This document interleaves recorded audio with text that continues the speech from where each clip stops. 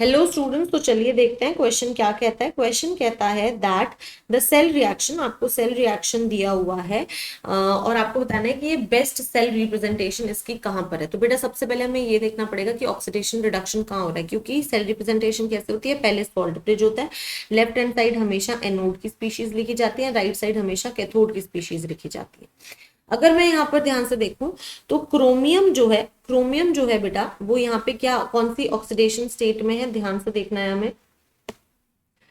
देखो कैसे oxidation state find out करते हैं। अगर ये x है तो बेटा 2x plus 7 into -2 is equal to -2, तो 2x minus 14 is equal to -2, तो 2x is equal two plus का 12, तो x इज इक्वल टू +6। तो बेटा यहाँ पर आपके एक क्रोमियम की ऑक्सीडेशन स्टेट +6 है और +6 से वो +3 में जा रहा है। देखो यानी कि हम कह सकते हैं ना कि क्रोमियम +6 से 3 इलेक्ट्रॉन्स गेन करेगा तो क्रोमियम +3 में चला जाएगा, यानी कि ये क्या है, रिडक्शन है। तो ये क्या होगा, आपका कैथोड होगा। रिडक्शन हमेशा कैथोड पे होता है।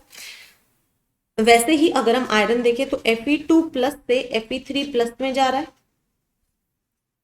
और यहाँ पे एक इलेक्ट्रॉन हो जाएगा। तो ये क्या हो रहा है, ऑक्सीडेशन है, तो यानी कि ये आपका एनोड है। तो आपको एक ऐसा सेल रिप्रेजेंटेशन देखना है जिसमें Fe2+ Fe3+ जो है वो एनोड वाली साइड हो और ये कैथोड वाली साइड हो। बस इतना सा ठीक है। ठीक है, तो चलो देखते हैं क्या फर्स्ट रिप्रेजेंटेशन पॉसिबल है। नहीं, ये तो एनोड वाली साइड लिख रखा है जबकि ये तो कैथोड वाली साइड। एक सेकेंड बेटा, एक सेकेंड ना, ये तो एनोड ही है। यस, ओके, ये बिल्कुल सही लिखा हुआ है और ये भी बिल्कुल सही लिखा हुआ है। बिल्कुल मैम, ये पॉसिबल है, फर्स्ट वाला पॉसिबल है क्योंकि एनोड की स्पीशीज एनोड वाली साइड लिखी है, कैथोड की स्पीशीज कैथोड वाली साइड लिखी है। Right, yes.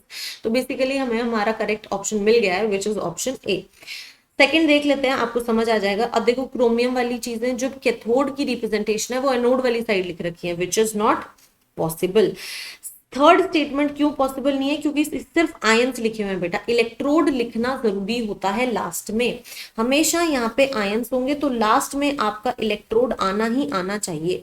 तो थर्ड वाले स्टेटमेंट में सिर्फ आयंस ही लिखे हैं, इलेक्ट्रोड नहीं लिखा लास्ट में, तो यानी कि ये सेल रिप्रेजेंटेशन सही नहीं है।